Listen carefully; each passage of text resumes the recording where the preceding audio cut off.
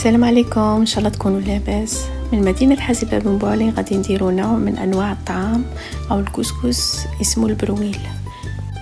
البرويل هو نفسه المزيت والحمو في الولايات المجاوره لولايه شلف.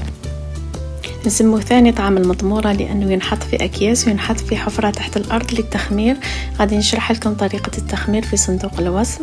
غادي نبدأ ندير ملعقتين من زيت الزيتون وندخلها جيدا في الحبات تاع البرويل، ومن بعد نزيد القليل من الماء لأنه هذه النوعية على اختلاف الأنواع الأخرى تاع الكسكس ما يبغيش الماء بزاف لأنه يتعجن بسهولة. لازم نحط الماء بشوية بشوية. ما حطيت تقريبا ربع كاس تاع ماء، ماشي بزاف لانه الكميه ايضا قليله بزاف.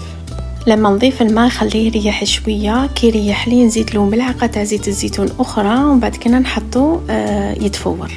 كي يتفور غادي نحلو، ومن بعد نزيد له الملح ونزيد له ثاني القليل من الماء ونخليه يريح، ومن بعد نفورو للمره الثانيه. البرويل هو اقصى التفويرات، عندك 2 تفويرات هذا مكان.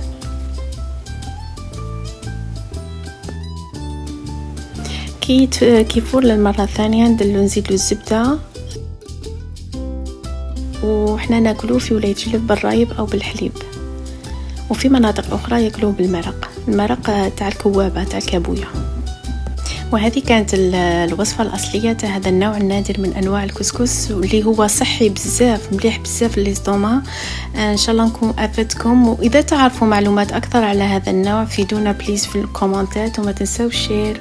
ومع السلامة خوتي، شكرا جزيلا.